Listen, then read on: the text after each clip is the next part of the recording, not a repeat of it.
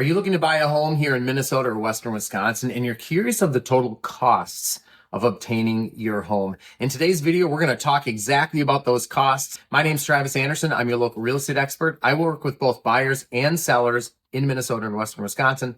Let's talk about the costs to buying a home. I've got a video talking about the commissions. I'll go ahead and put that in the description. If you're curious about how commissions work for you as a buyer, check that out. The first big thing that you're going to have to be concerned about as a consumer buying real estate in Minnesota, Western Wisconsin is going to be your down payment. Now, there's multiple types of financing that we can qualify for, and there's even some down payment assistance that we can have. So the least amount of money that you need for a down payment here in Minnesota and Western Wisconsin is $1,000. So that's the least amount. You have to qualify, and there's something for a mortgage broker to go ahead and do that research for you. But that's the least amount you need to qualify.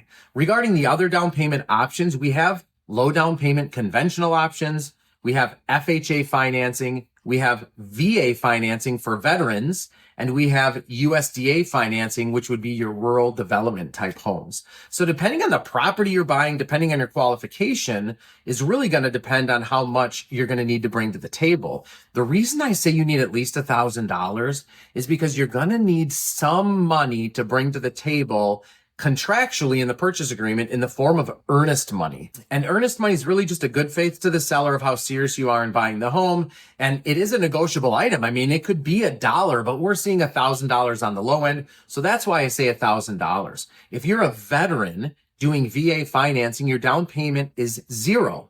If you're a USDA buyer and you're buying in a rural area, your down payment is $0. If you're doing low down payment conventional, we're talking about 3% to 5%. There are some companies that have maybe a 1% or a 2% down option as well. And if you're doing FHA financing, you're looking at 3.5% for a down payment. So wrapping up our down payment conversation here in Minnesota and Western Wisconsin, it can be as little as $0 with a VA financing or USDA financing, and it can be upwards with conventional financing. You could put 80% down if you chose to. But sort of the most common rungs on the ladder would be 0%, 3%, 5%, and then we get to 10%, 15, and 20%. If you're going to invest in real estate, we like to see 25%. In addition to your down payment, let's talk about the cost to obtain your mortgage. Now, down payment is really moving equity around, right? That's going to come from a savings, but your mortgage fees, those are actually a hard cost. You're going to have those costs at the time of closing. Usually it's about 1% of your mortgage amount.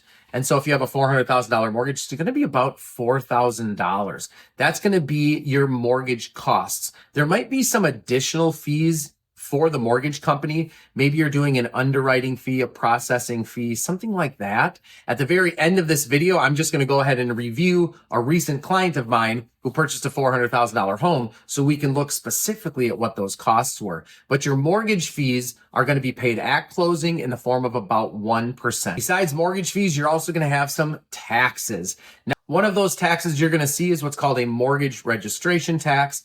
And the other taxes are going to be like property taxes and recording fees. So very easy to predict or determine what the property taxes are, because you're buying the home and you can look up the property taxes. What you're going to have to do at the time of closing is you're going to have to pay for some of those property taxes in most instances so that when they get paid by your mortgage company or what have you, there's enough money in there. The second thing, of course, is going to be a mortgage registration tax. That's just a percentage of your loan. And again, we'll take a look at a very specific scenario at the end of this video with $400,000 property. The next thing on the list here that you're going to have from a broad category is what's called prepaid items.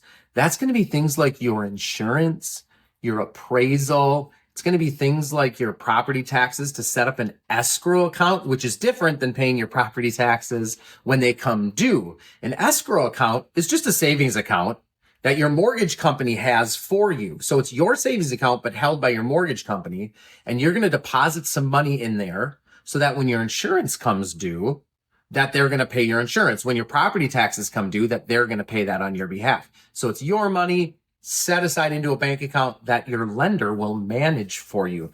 Those are going to be prepaid items. And again, we'll take a look more specifically here at the end of the video. The last category of expenses are going to be Pre-closing expenses. Now, we just said we had prepaid items, slightly different. I'm talking about things like your inspection. If you want to do a sewer inspection, if you want to do a broad inspection, if you want to hire a contractor to go over there and pay them a couple $100. So you're going to have a category of fees there as well. Let's take a look at a more specific client here. It's actually a $410,000 purchase that happened just a couple of months ago, $390,000 mortgage amount. So this is going to be pretty close to the median or the average home price here in Minnesota and Western Wisconsin.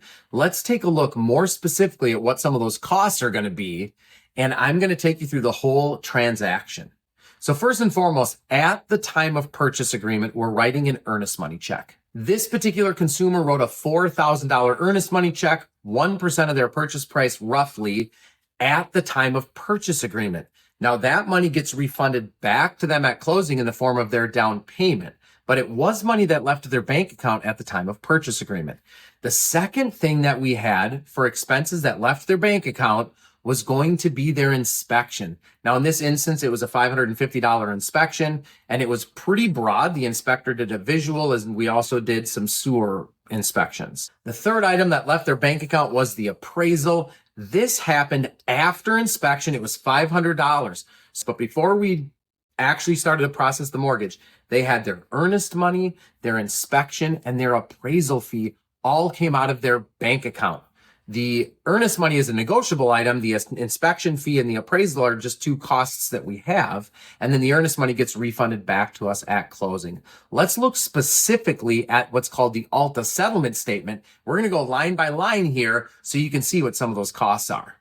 Now, if you take a look here in this column, these are going to be the costs that we're going to review. Now, the very top number, that's going to be the purchase price.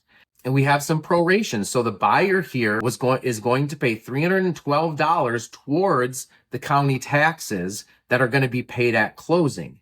Then there's the loan fees. We've got their origination fee, which is the largest amount. We have some processing and underwriting fees. We pulled a credit report, and then we prepaid some interest at closing. You can see this home closed on June 6th.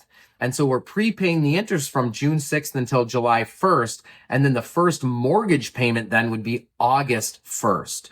So these are going to be some of the loan charges. Then we have those prepaid items that we talked about before. We've got the insurance that's going to be collected for 3 months. That's $442. We have property taxes that we're collecting for 5 months. That's $1,888. Those are those prepaid items where we're going to go ahead and open that savings account that I talked about before. And then down at the bottom, we have some government fees and taxes. So we've got $92 in recording fees. We have a conservation fee. And then there's that big mortgage registration tax that we talked about earlier. At the very bottom, you're going to see a title fee of $700. Now, the second page of this document just continues on the title fees, where we've got an insurance policy, a settlement fee, and another insurance policy. One of these insurance policies protects the mortgage company, and the other one protects you, the owner. That one's optional, although you should seriously consider having that insurance policy. But on a $400,000 home, as you can see, it's sort of a large amount here at $1,375. In this particular instance, they also had a broker administrative commission, and then we pay our insurance up front for a whole year of $1,767. So on a $410,000 purchase, the total cost to obtain that home is $425,784.96. I hope this has been helpful. We just reviewed the cost to obtain a mortgage. It's a $389,000 mortgage specifically, $410,000 purchase. I hope that's helpful here in Minnesota and Western Wisconsin. This is something that it's not that easy to come by when you're trying to determine the cost to obtain a home. Now, there's lots of things we didn't talk about, like are we negotiating some of these costs to be covered in our purchase? We didn't talk about any of that. We didn't talk about down payment assistance. There's lots of other questions that you might have.